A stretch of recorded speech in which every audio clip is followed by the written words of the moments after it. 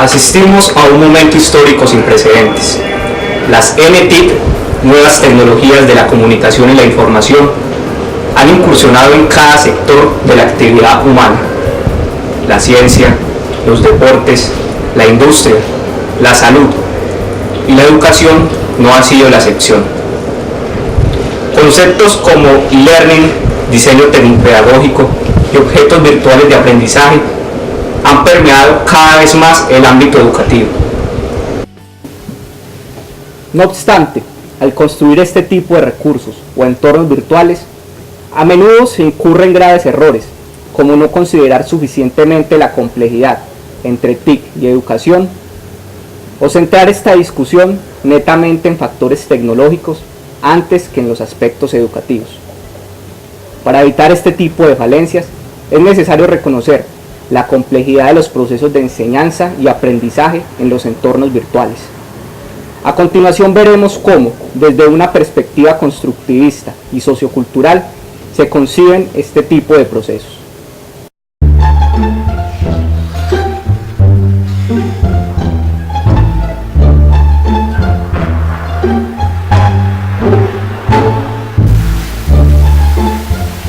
¿Qué dice, Machado?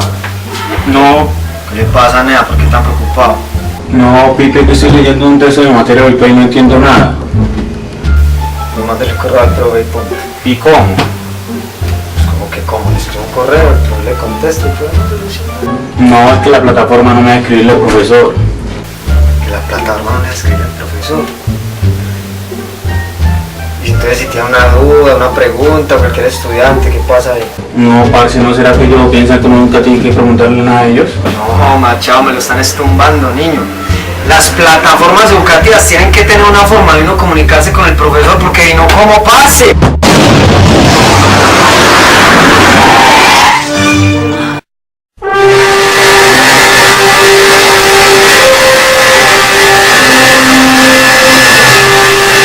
Ya, para ir al ventilador. Machado, vamos a defender la educación virtual.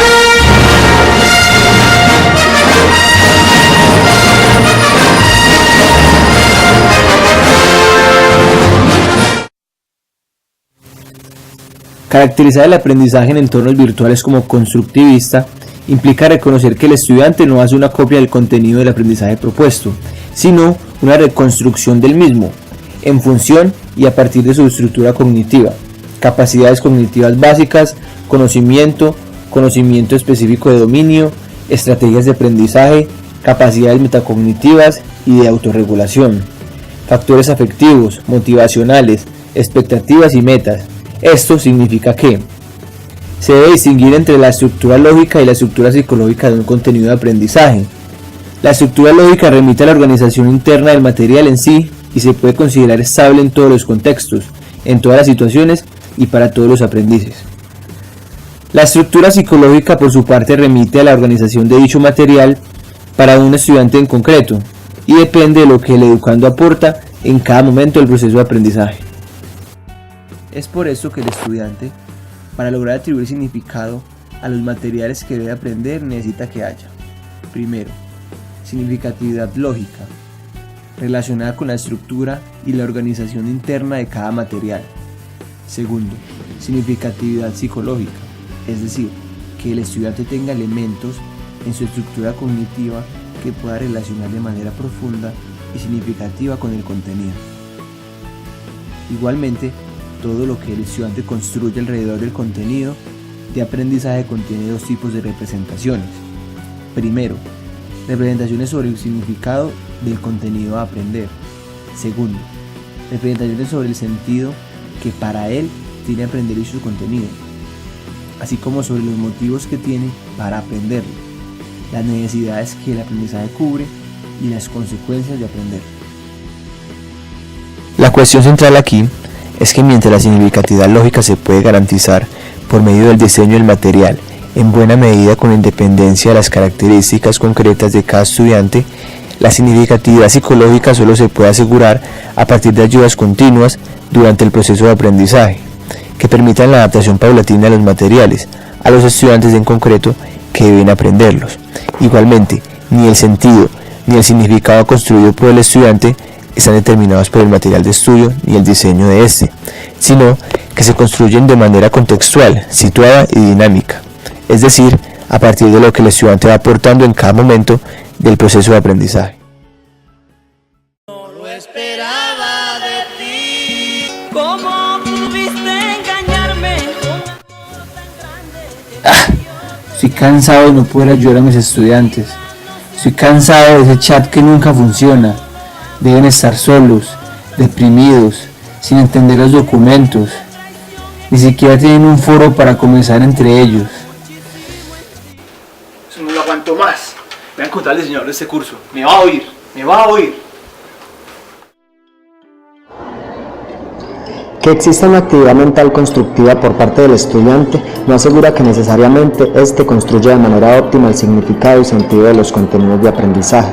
Por un lado, porque puede no tener todos los recursos cognitivos necesarios para asimilar los contenidos, y por otro, porque incluso si los tiene, puede no activarlos, o no hacer las relaciones más significativas entre estos recursos y el contenido. Es por esto que a la dupla estudiante-contenido se debe sumar la figura del profesor, el cual ayudará a que el estudiante adapte los contenidos de manera paulatina. Tenemos de esta manera la necesidad de una actividad conjunta entre profesor y estudiante, la cual debe tener como principal ingrediente la ayuda ajustada, la cual está en sintonía con las necesidades, los ritmos y momentos de aprendizaje del educando. Obviamente esta actividad conjunta no demanda la copresencia física ni temporal del profesor y el estudiante, sino en el hecho de que ambos actores actúen el uno para el otro, y sus acciones solo se pueden explicar en el marco de las relaciones conjuntas. Ejemplo de esto lo tenemos en las conversaciones profesor-estudiantes en un foro, o se evidencia cuando un profesor revisa los documentos enviados por sus estudiantes, o cuando el estudiante revisa un material propuesto por su profesor. En los procesos virtuales de enseñanza y aprendizaje, la actividad conjunta se condiciona por dos aspectos. 1. Las características de los recursos tecnológicos presentes en el entorno virtual. Por ejemplo, si se cuenta o no con herramientas para el trabajo colaborativo, que incorpore únicamente herramientas para una comunicación asíncrona, o para una comunicación tanto asíncrona como síncronas. 2. Las características provenientes del diseño instruccional, como por ejemplo las características de los contenidos de las actividades de enseñanza y aprendizaje previstas o las actividades de evaluación. A este conjunto de condiciones se les denomina diseño tecnopedagógico o interactividad pedagógica potencial. Cabe destacar que pese a condicionar la actividad conjunta, el diseño tecnopedagógico no la determina completamente, pues tanto el profesor como estudiantes pueden realizar unos imprevistos de las herramientas propuestas por el diseñador del entorno virtual o reemplazar con otras herramientas la ausencia de determinados recursos tecnológicos. Es decir, podemos diferenciar entre la interactividad potencial en un entorno virtual y la interactividad real que se produce.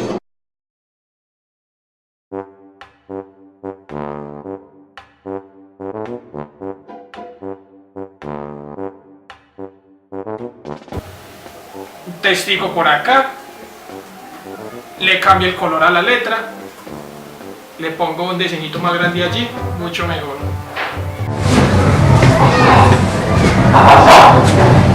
¿Usted qué está haciendo acá? Estoy cansado de no poderle preguntar nada al profesor. Yo no soporto y no puedo ayudar a mis estudiantes. Necesitamos un mejor chat. Y foros, yo no sé ni siquiera con quién estudio. Quiero organizar por videollamada por lo menos. Necesitamos una actividad conjunta. Muchachos, pero mire, pero si todo está muy bonito, la fuente está perfecta, acá lo que importa es el contenido. Déjeme, señor diseñador, yo le explico. Suponer que con contenidos estandarizados los estudiantes van a aprender significa reproducir modelos educativos transmisivos y lineales de enseñanza, que omiten la capacidad de construir del estudiante, presumiendo que todos los educandos son iguales. Asimismo, disminuyen al límite el rol del profesor, obviando los procesos de orientación y andamiaje que éste puede aportar.